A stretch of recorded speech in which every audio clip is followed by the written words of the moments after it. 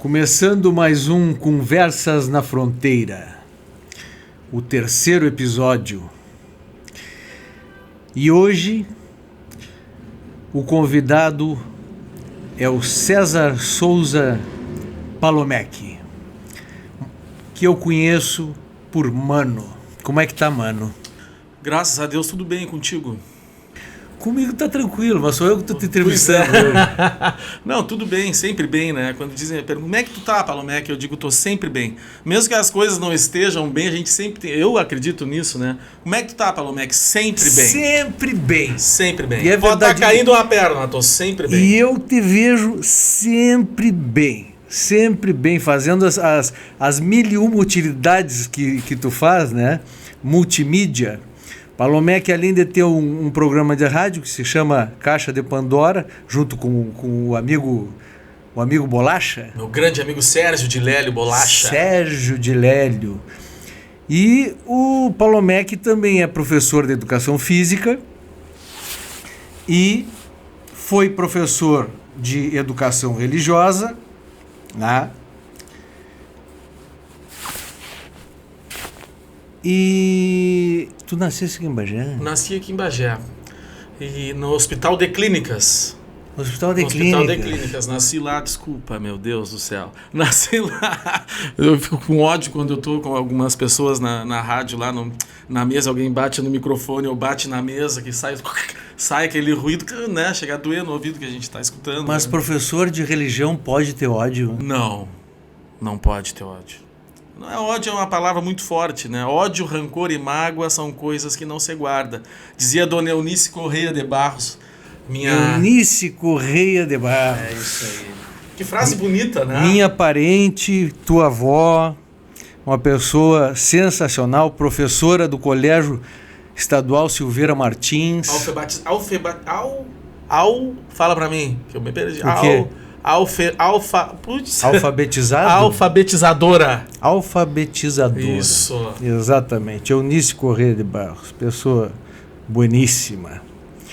E então tu nasceste no Hospital de Clínicas, Palomec? Isso aí. Sei lá. Onde também foi, se eu não me engano, o Bagé Tênis Clube, a primeira sede lá que teve, a primeira quadra de tênis em Bagé, foi lá que teve, se eu não me engano. Tá bem. E me diz uma coisa, assim, ó, quando é que brilhou pra ti esse esquema, assim, o que veio primeiro, a mágica, a educação religiosa ou a educação física?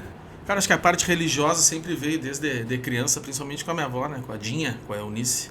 Uma pessoa muito religiosa, né? Inclusive eu lembro até hoje que a gente ia viajar, podia ser a candiota. Ela puxava um papelzinho da carteira dela com uma oração da boa viagem. Né, que a gente deveria... Tu também passasse por isso? Eu tive a oração da boa viagem quando eu comecei a viajar para Porto Alegre, quando eu tirei a carteira, ela me deu essa oração da boa viagem. E tinha outro detalhe também, ela colocou lá na porta da frente da casa dos meus pais o nome dos três reis magos, isso. Né? Gaspar, Belchior e Baltazar. Exatamente. Tinha que botar na data certa. Mas tu falasse na parte da mágica, né? Vou deixar o meu cartãozinho contigo aqui, vai que tu queira contratar um mágico, né? Aqui. Palomec, ok? 991039841.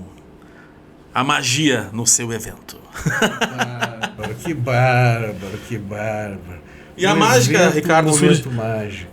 A mágica, como tu perguntou, surgiu na minha vida com meu filho mais novo, né? O Juninho. Porque digamos que nós não tínhamos uma relação muito boa, assim, não era difícil para ele. Eu queria conquistar o rapaz, entendesse? E aí eu fui atrás de alguma coisa que pudesse conquistar ele, né? E aí eu entrei no mundo da mágica. E foi aí quando eu consegui estabelecer o meu primeiro contato, digamos, sentimental com esse meu primeiro filho. Que idade tu tinha, tu te lembra? Cara... acho que uns 23 anos por aí, 24 anos. E aí eu comecei a desenvolver o gosto e a paixão pela arte, né? Que é uma arte maravilhosa que eu sou apaixonado até hoje. Eu adoro praticar, adoro estar no palco, fazer show, fazer as crianças rirem e os adultos também, é muito legal. Tu sabe, né? Tu como artista, tu sabe, né? É. O retorno é o que nos paga. O feedback. É. E a educação física? A educação física, primeiro eu fiz uma informática, né? Fiz 2 anos e meio de informática. E aí eu vi que aquilo ali não era para mim quando eu conheci a matemática discreta, né? Que era uma coisa muito horrível, a matemática discreta, que foi uma das primeiras cadeiras que eu tive. Eu abandonei, eu sempre fui um desportista, né? Basquete, desde os 12 anos, eu joguei tudo que é tipo de... Tu jogava basquete na Praça Esporte? Até hoje jogo, todo sábado eu tô lá. Eles falam, Mac, tu com essa idade, até hoje tu joga basquete e anda de skate? Eu digo sim, ando de skate e jogo basquete até hoje, jogo futsal, nado, Tu fosse pedalo. professor de natação? Fui teu professor de natação lá no tênis. No tênis. O esporte sempre teve muito presente na minha vida. Desde criança, até porque a minha mãe e meu pai sempre me incentivaram a prática do esporte, né? A vida saudável. Acho que por causa do meu peso, talvez, né? Então, na minha juventude, eu fiz musculação, futsal, basquete, natação, tudo que é esporte que tu possa imaginar. A única coisa que eu não me adaptei foi tênis. Até porque é um esporte um pouco caro, né? Não sei se é até hoje, mas na época era bem caro.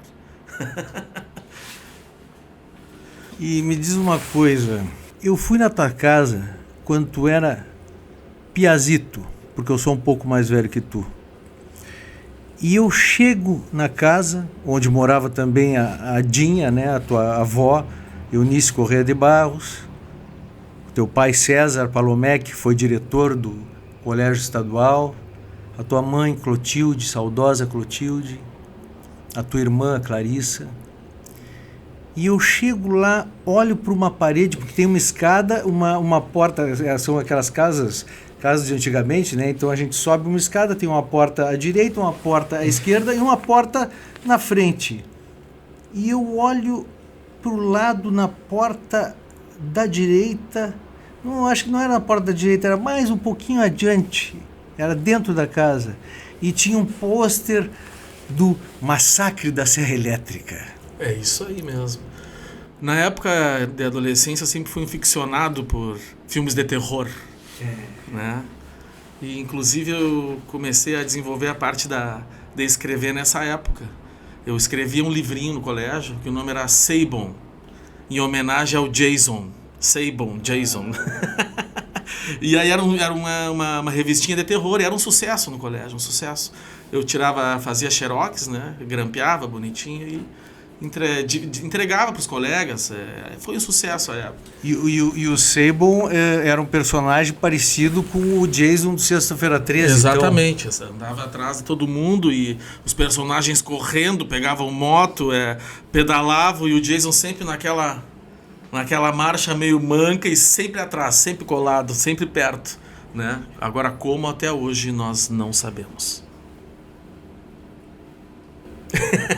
Filmes slasher dos anos 80.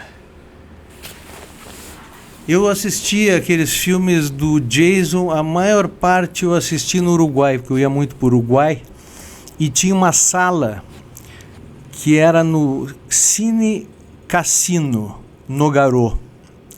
E aí eu ia nessa sala e o som era muito alto. E para ver filme do Jason, do Sexta-feira 13, tem que ter o som bem alto para a gente viver aquele terror, né? Para entrar, para fazer parte do filme. Fazer parte do filme. Então a música ela é muito importante na cena, porque ela começa baixinho, vai e ele vai caminhando e vai aumentando. Daqui a pouco vem um boom na sala de cinema, ouvido de um lado, ouvido do outro, o som vem por trás, vem pela frente, tudo ao mesmo tempo, e dá aquele cagaço enorme que é a adrenalina do momento, né?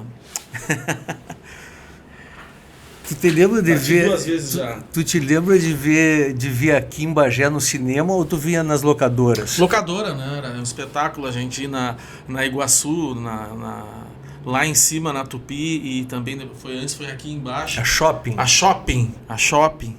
E aí a gente ia no final de semana e pegava o filme, ficava 2 dias com o filme, via 2, 3 vezes o filme, né? Assim, a fita deste tamanho, cassete, botava, entrava dentro daquele vídeo, era um espetáculo, um show. A época das locadoras, a época áurea das locadoras, né? Que foi os anos 80 e os anos 90.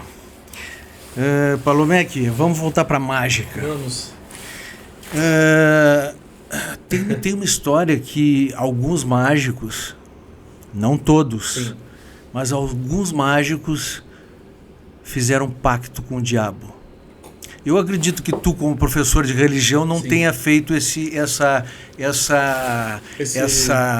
trato, esse pacto, né?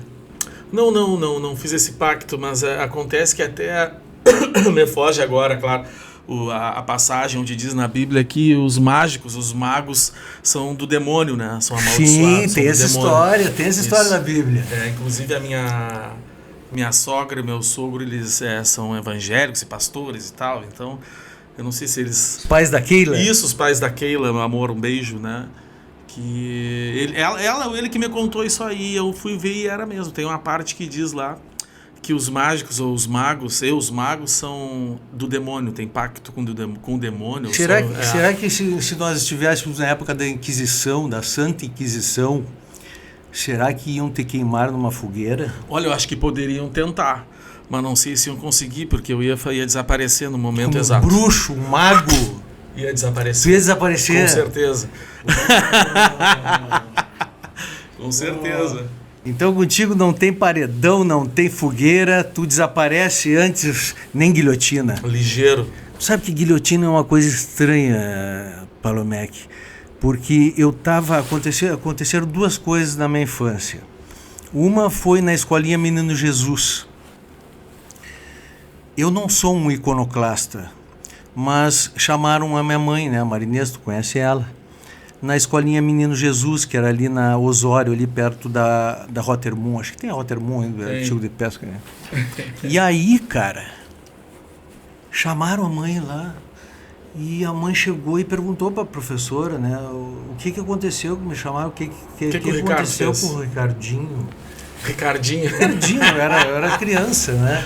E aí a professora olhou para a mãe e disse assim, não, todos os coleguinhas se ajoelham para o Menino Jesus, menos o Ricardo. E aí, eu acho que eu já te contei no Caixa da Pandora essa história. Não lembro, não estou recordando. E aí a mãe chegou para mim, olhou e disse, Ricardo, por que tu não reza, não ajoelha e reza para o Menino Jesus? E eu dei uma resposta para ela que na verdade não era a resposta verdadeira, porque o problema é que eu tinha os joelhos para dentro e doíam para ajoelhar. Eu não gostava de ajoelhar, porque doía muito. Mas o que eu disse para minha mãe foi o seguinte, mãe, ele é de madeira, não vai me escutar nunca! Isso com 4 anos de idade? Isso mais ou menos com 5, 4 anos de idade. Aí eu fui pro Espírito Santo, fui pro Silveira Martins, fui pra Escolinha de Nanane em Porto Alegre e fui pro Auxiliadora. Aí eu tô na Auxiliadora, Palomeque, que é colégio de padres, né? Dei aula lá 8 anos. 8 anos. 8 anos de ensino religioso. Pô, nós vamos falar um pouquinho mais desse ensino religioso agora na entrevista. Mas só deixa eu te contar o que aconteceu comigo. Eu tô numa aula de arte com argila, né? E cada um tinha que fazer uma escultura. E eu fiz uma escultura e chamaram a minha mãe de novo pro colégio. Aí a mãe chegou no colégio, agora na auxiliadora, e perguntou, o que aconteceu com o Ricardo? E aí a professora disse, olha o que ele fez. Eu tinha feito uma guilhotina com a cabecinha dentro do balde, ele já decepada, né? E o restinho do corpo ali de argila. Sim. Foi uma arte bem feita, né? E aí, Palomeque, a mãe chegou para mim e disse assim, mas vem cá, Ricardo, o que é isso que tu tá fazendo? Assustasse a professora. Que mente é essa? Que mente é essa? E eu digo para a mãe, mãe, os padres na França deixavam isso acontecer. Sim, faziam isso. Também, ordenavam. Também. Então, tipo, qual era o problema de botar uma guilhotina num colégio de padre? Nenhum. Sim. Palomec, me fala de religião. De religião? O que eu posso ter falado de religião? Bom, eu trabalhei... eu sou formado na docência do ensino religioso. Eu tenho um curso que ele ensina a trabalhar com ensino religioso com crianças, adolescentes e adultos. E eu fiz esse curso há muito tempo atrás, logo que eu me formei em educação física, e desde então eu trabalho com ensino religioso. Aí eu trabalhei na Auxiliadora por 8 anos, entrei lá com a tia Fuca, sabe a tia Fuca? Não sei se foi tua professora lá também, de ensino religioso. Inclusive ela estava de aniversário ontem. A Fuca, mãe da Patrícia Neto? Isso. Meus parabéns, Fuca, pelo aniversário que passou. Meus sentimentos também pela perda. Mãe da Patrícia, mãe da Tina e da Carlinha. É isso aí. Então, através dela, surgiu a vaga lá e eu entrei na competição pela vaga, né? E eu me lembro que era eu e mais 2 pessoas. O Geraldino não estava mais no Auxiliadora? Não. E aí eu ganhei essa vaga e entrei, fiquei lá por 8 anos e nos últimos 2 anos também dava aula de educação física lá, junto com o grande Granato. Um abraço, Granato. Abraço, Granato. Foi meu professor de educação física. Ele, o saudoso Tubajara. E o interessante de tudo isso, Ricardo, que esse novo ensino religioso, ele não é proselitista, né? Ele não quer catequizar o aluno. Inclusive, eu dou os parabéns à escola salesiana, que lógico que tem uma tendência ao catolicismo, né? Porque é uma igreja católica, mas nunca, jamais me limitou ou limita o professor de ensino religioso a ficar só na parte católica. Ele fala da parte de outras religiões, ele lembra do candomblé, lembra do espiritismo, lembra de todas as religiões, das grandes religiões, assim como o governo federal, através da Secretaria de Educação, da Educação manda, do MEC, né, manda a gente passar também a falar sobre as grandes religiões superficialmente e não se aprofundar em nenhuma para não influenciar o aluno que está em formação a atender a alguma religião que tu queira ou não, entendesse?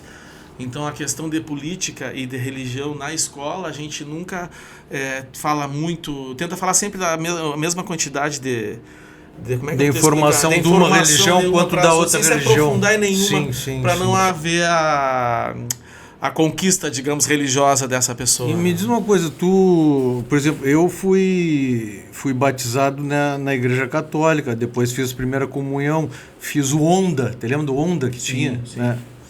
E hoje em dia não tem mais Onda, é outro nome, eu não sei que nome está agora. Bom, e aí eu só sei que depois, mais tarde, justo quando eu comecei no rock, assim, eu comecei a estudar outras religiões, estudei o budismo, a Umbanda, né? O espiritismo agora com a Fernanda, que a Fernanda frequenta a doutrina espírita. E qual dessas religiões assim tu fez? Qual dessas religiões assim tu seguiu na católica ou absorvesse alguma coisa das outras religiões assim? Eu vou te dizer o seguinte, isso é uma pergunta que os alunos sempre fizeram para mim, né? Qual é a tua religião? E eu não dizia, não podia dizer, né? Até porque não queria influenciar ele diretamente, né? E eu vou te dizer agora, tu pergunta qual é a minha religião, é isso? Eu não tenho uma religião definida. A minha religião é que nem música na minha vida, ela é muito eclética. Pega um pouquinho de cada, assim. Eu acredito que o que existe em todas as religiões é o contato com o superior, entendeu? É estabelecer esse contato. Então, que a minha sogra não veja essa parte superior, do programa. Poder superior. Mas eu vou na igreja da minha sogra, às vezes no domingo. Eu vou no espiritismo, no Amor e Caridade. Esses tempos eu fui convidado pela minha amiga para ir no candomblé. Eu fui numa sessão lá de descarrego. Foi maravilhoso porque para mim aquilo as roupas, as performances, para mim aquilo ali também é arte. É a arte aquilo ali. Entendeu? Palomec, nós vamos ter que dar um intervalinho para os patrocinadores. Xixi, cocô, pum. Como é que é? Os pequenininhos, meus alunos perguntam, professor, não, eu posso xixi, cocô, pum, no intervalo. Para ir no banheiro. Intervalo, tá bem, né? Tem um lugar que eu vou que é o cafezinho e sacolinha, mas agora é os patrocinadores. O Área 51 é um estúdio de produção musical referência na região da Campanha. Localizado em Bagé, o espaço conta com salas controladas e acusticamente tratadas, garantindo assim uma melhor qualidade de som. Oferecemos todos os serviços de áudio profissional, desde sua produção musical completa até a criação de jingles, spots comerciais e muito mais.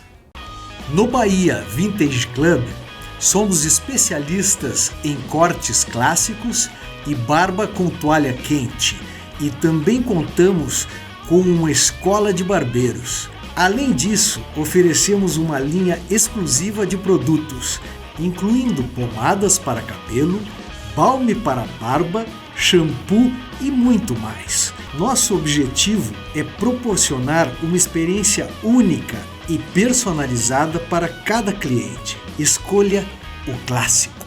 Pulpo, cozinha criativa, pizzas e gelatos. Na Ismael Soares, com o Betinho Martinez, o chefe das pizzas e dos gelatos. São José Pesca Esportiva, pioneira na região, com um lago exclusivo para pesca esportiva. Conforto, natureza e atendimento de pesca esportiva guiada. Consulte disponibilidade e serviços pelo telefone 53 999 46 70 61. Estância São José, uma referência na região. Palomec, seguindo na religião, tu chegou a ver algum ritual que te impressionou? Um dos rituais que mais me impressionou, Ricardo, que eu vi com certeza, com toda certeza, foi o ritual que acontece no à beira do Rio Ganges, onde eles pegam a pessoa que morreu, o ritual fúnebre, né? Na Índia. Isso. Tem os lugares que tem uma parte do ensino religioso que é rituais fúnebres. Que botam os corpos no rio, assim? Isso. Aí uma parte fala sobre isso. Bota o corpo primeiro eles queimam o corpo, né? Na beira do Rio Ganges. Ali no mesmo lugar onde eles se banham, no mesmo lugar onde eles pegam a água para fazer comida. E eles dizem que o rio é sagrado, né? E ali a vaca também é sagrada. A vaca lá é sagrada, elas andam pela rua livremente. E eles queimam o corpo da pessoa na beira do rio. Então tu olhando aquela cena, o corpo queimando à beira do rio ao ar livre, no sol. E depois que há essa queima, eles largam o corpo em cima de um barquinho que vai entrando para dentro do rio e acaba o processo. Esse foi um dos rituais que mais me chama a atenção, assim, mais, digamos... Diferente, uma coisa diferente, exótica. Assim.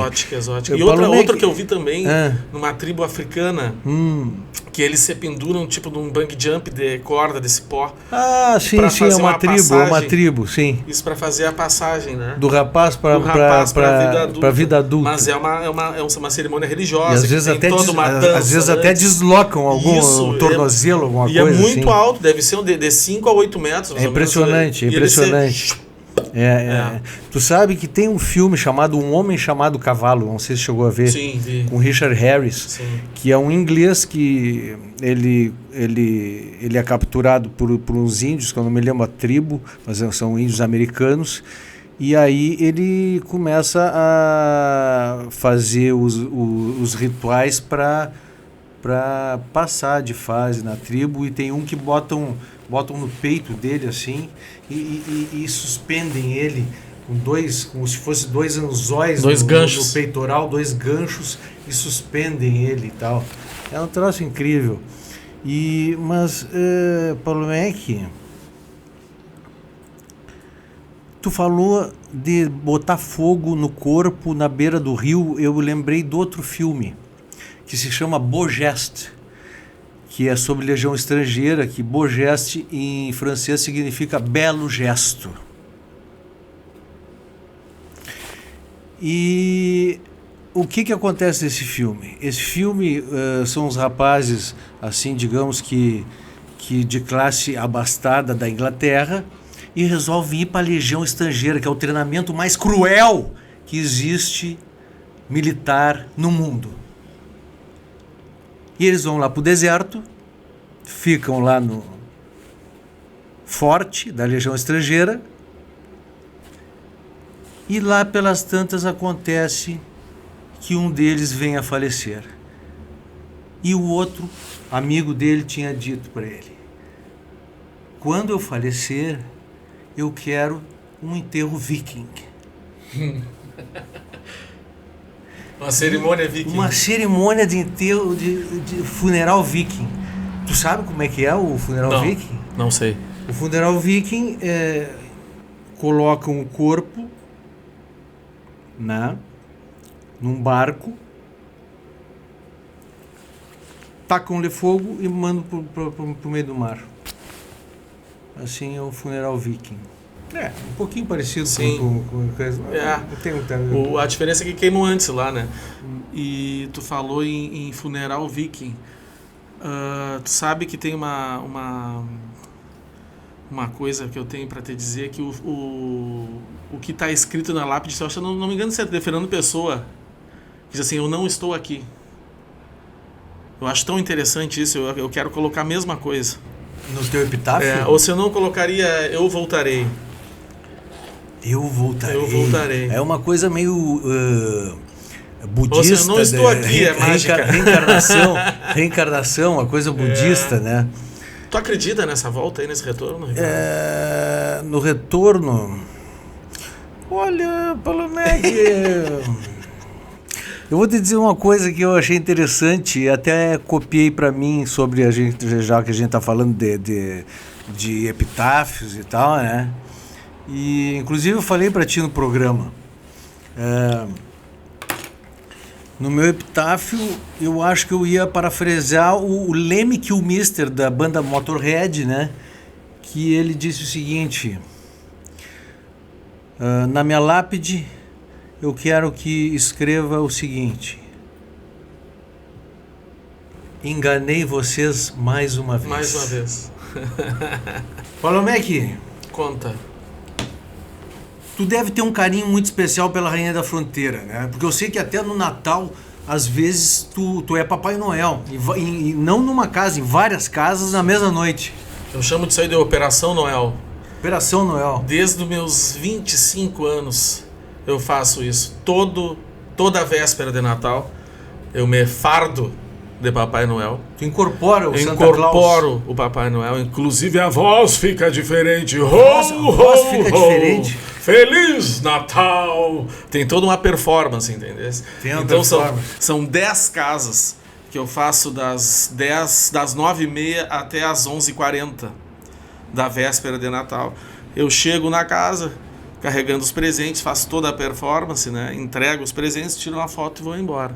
São 10 casas, desde os meus 25 anos eu faço isso. Sempre 10 casas, mais não tem 11, como fazer. Nem 9, não, é sempre 10 casas. Não dá tempo. Inclusive o meu carro, que eu digo que é a minha rena nesse dia, né? Ele é muito exigido, corre muito para dar tempo de atender essas 10 casas. Inclusive já aconteceram algumas vezes que eu não consegui atender as 10 casas, faltou uma, porque a última casa é a minha, né? Aí eu atendo as 10 casas e a última eu chego na minha, entendeu? E da minha neta também. E daí eu por 2 vezes, 3 vezes não consegui atender as 10 casas e ficou para depois da meia-noite. Aí depois teve todo aquele processo, tive que ir depois da meia-noite nessas 2 casas. Palomeg, tu é um personagem muito amado pelo povo de Bagé. Não é uma nem 2 pessoas, nem 3 pessoas, nem 4 pessoas, nem 5 pessoas que já vieram me dizer do carisma que tu tem, da simpatia que tu tem, da alegria que tu passa para as pessoas, entendeu? E isso aí, tudo que a gente planta, a gente colhe. E eu acredito que tu tem plantado só sementes boas aqui na Rainha da Fronteira. Me diz uma coisa, o que é essa caixa, esse baú? Cara, as pessoas sempre me pedem para fazer uma mágica, né? É que nem quando tenho dois amigos que são comediantes, e as pessoas me enxergam, sempre pedem para contar uma piada. Eu sou músico, a pessoa sempre me pede para cantar uma música. Aí o que tu faz? Sou professor, não pede para gente ensinar alguma coisa. O que tu faz mais? Eu sou mágico. Faz uma mágica para mim. Então eu sempre ando com alguma coisa, e hoje eu sabia que tu ia me pedir para fazer alguma mágica, embora até agora tu não pedisse, né? Tu já fez a primeira mágica que foi botar um fogo nesse cartão aqui, e o cartão tá inteiraço, né? As pessoas me pedem, me dá um cartão, e é um cartão marcante, né? Tu nunca mais vai esquecer como tu recebeu esse cartão. Inclusive, eu vou guardar esse cartão com muito carinho. Inclusive tem uma pesquisa que foi feita com criança para saber o que elas, depois de adultos, né? O que elas lembravam do aniversário dela. Lembrava do palhaço, dos brinquedos, da comida, do parabéns, dos presentes. Não, lembrava do mágico. Se tivesse um mágico, elas ainda lembravam. E de todo o show, essas pessoas adultas ainda eram capazes de lembrar de uma mágica. Como é que era o nome do mágico que te antecedeu, que uma vez ele foi eu conheci ele no Silveira Martins, e uma vez no meu aniversário ele teve também, e ele morava ali perto da Praça da Matriz. Will? O nome dele é um nome muito estranho, mas aí a gente chama ele de Will. É porque a mágica existem vários ramos, né? Até não gostaria de falar sobre esse assunto, vou falar rapidamente. E tem um ramo da mágica que se chama mentalismo. Todo bom mágico utiliza esse, digamos, poder direto. Seria uma hipnose? Pode-se usar a hipnose. Aí o que aconteceu com o Will? Ele entrou nesse ramo do mentalismo, entrou no ramo da hipnose, de novo, terceira vez. E digamos que isso... O Will, se estiver assistindo de um abraço, digamos que isso preencheu demais. Não, mas eu acho que não é o Will que eu estava falando. Esse já faleceu, que eu estava te falando. Não, esse não. Então não é a mesma pessoa. Eu acho que inclusive tu me disse que tu ficou, que a mulher dele... tu tá falando do grande... Esse! Do espetacular! Esse! Do homem, a lenda! Tá falando do Lug. Isso. O nome artístico dele era Lug, artístico, Isso. Lug. Isso. Que o nome dele era Luiz Guimarães. Esse rapaz foi o primeiro mágico de Bagé, inclusive eu quero mandar um grande abraço para a esposa dele, se um dia ela assistir esse programa, porque quando eu fui visitá-lo, quando eu descobri que existiu um mágico em Bagé há muito tempo atrás, inclusive o nosso amigo Carlinhos Peduzzi que era amigo do Lug, um grande apreciador da mágica, um que fazia algumas mágicas também, mas o Lug, quando eu fui tentar conhecer ele estava no final da vida. Então ele não tinha mais, não reconhecia mais pessoas, ele teve um problema, acho que Alzheimer, se eu não me engano, se eu estiver enganado, me desculpe. E a esposa dele, eu bati olha o que é Bagé, né? Como é que tu faz isso, né? Eu bati na porta da casa dela, para conhecer ele. E aí ela me deu todo o material que ele tinha de mágica, que ele tinha usado durante a vida, o acervo dele, além de um valor material bem alto e sentimental, acredito que para ele também bem alto. Então, digamos que foi uma das menores caixas mais pesadas que eu já carreguei. E com toda a certeza esse presente me deu uma alavancada no mundo da mágica, que foi onde eu comecei a ter a força de vontade e o tempo gasto para treinar, para conseguir me tornar um mágico onde eu pudesse apresentar um show. Praticar, até ficar perfeita. E no mundo da mágica é o espelho, que é isso, né? Aqui, cara? Bom, cara, aqui eu trouxe, tá curioso, né? Eu trouxe algumas mágicas aqui para trazer para ti. Mas primeiro eu vou te fazer uma pergunta. Tu gosta de cartas? Gosto de cartas. Tu gosta de cartas? Gosto de jogar canastra com a minha mãe. E com a minha namorada. Então eu trouxe aqui Desculpe, um baralho, Ricardo, já que tu gosta do baralho, tu sabe que Tu vomitou as cartas? Vomitei as cartas. Sabe que o baralho ele tem 52 cartas diferentes, né? Com 4 naipes, 2 vermelhos e 2 pretos. Então primeiro eu vou pedir que tu pegue esse baralho, dá uma conferida e vê se é um baralho normal, um baralho comum, como qualquer outro. Ricardo, o homem mais cético do mundo, começa a analisar o baralho. Rapidamente ele conta as cartas, vê se tem todos os naipes, se tem alguma virada. Nada acontece. Muito bem, vamos pegar o baralho, Ricardo. Vou dar uma pequena embaralhada. Essa aqui foi uma das primeiras mágicas que eu aprendi a fazer com cartas. Sabe que em alguns lugares eu sou proibido até de jogar carta. Valendo dinheiro não deixam mais. Então eu vou pedir que tu pegue qualquer uma das moças. Vamos lá. Eu fico com ela? Sim, senhor, pega ela. Agora o que nós vamos fazer? Eu vou me virar aqui, Ricardo, para te mostrar a carta para a câmera, ok? Vou virar para lá. Pode mostrar. Apareceu, produção? Aqui. Não? Parei que eu me levanto aqui.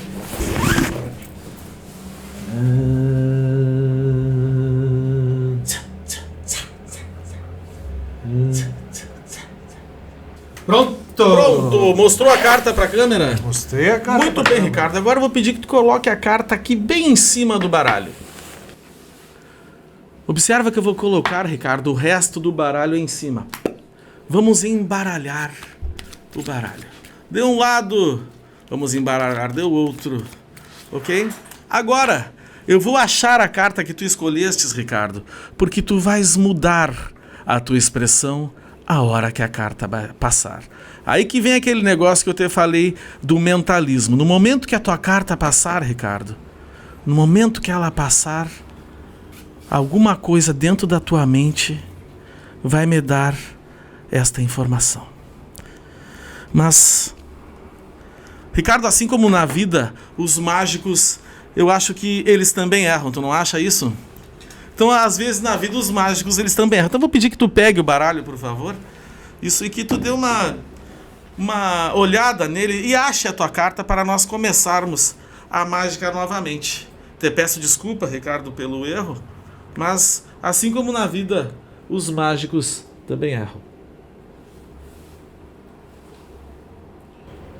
Eu acho que eu esqueci o naipe. Esquecesse? Não lembra qual carta é? Tu vê, né? A reação da pessoa é uma reação de amor e ódio, tu não é? Tu não acha? Às vezes na mágica, as mãos são mais rápidas que os olhos. Muito bem. Gostou dessa? Muito legal, muito legal. Bacana, né? Tem mais alguma mágica pra nós? Tem, claro, meu amigo. Vou pegar aqui mais uma pra ti. Até porque tu sabe que amanhã, Ricardo, vai ter um encontro aí lá no Gabana. No Gabana, vai ter no Tala. Tu não pode olhar antes, Ricardo. Opa, bati de novo no microfone, mas aí depois, né? E tu sabe que...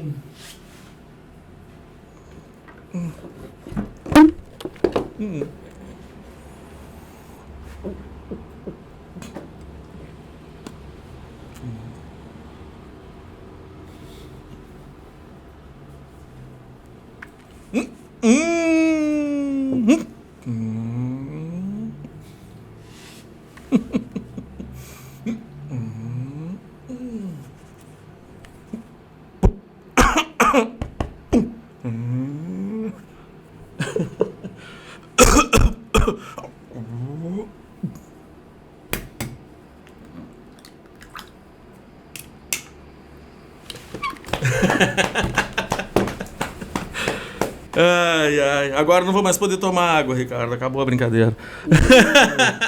Tu nunca viu aquele filme Rock, um lutador com o Stallone? Sim, eu vi. Também vi o... Ele tomava uns 4 ovos desse de manhã. Isso, e também tinha 2 filhos de Francisco, né? Que o Francisco dava 2 ovos mesmo. na goela. Mesmo que eles não quisessem. Zezé de Camargo e Luciano.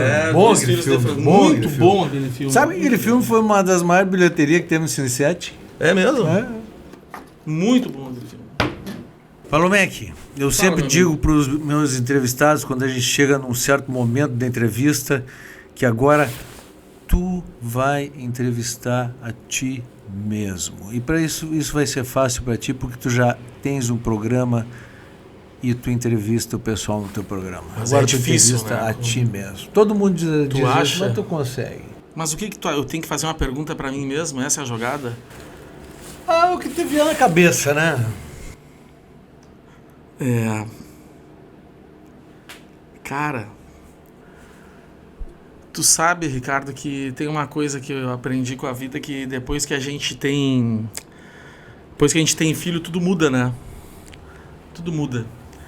E eu tenho, para ter o conhecimento, acho que tu já sabe, 5 filhos, né? O que acontece? Eu fazia educação física e me apaixonei.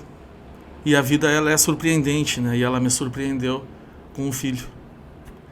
E eu tive que começar a trabalhar, né, Ricardo? Então eu comecei a trabalhar, fazendo educação física, estudando. Mas que idade tu tinha? Aí tinha 24, 25, mas a vida, ela passou uns 2 anos e a vida, ela é surpreendente. Dizem que tu é como professor de religião, dizem que Deus ou o poder superior não dá um fardo maior que tu não possa carregar. E aí ela engravidou de novo. E passou mais uns 3 anos e a vida, ela é surpreendente. Ela engravidou de novo. 4º filho. Não, era o terceiro agora. Terceiro, isso.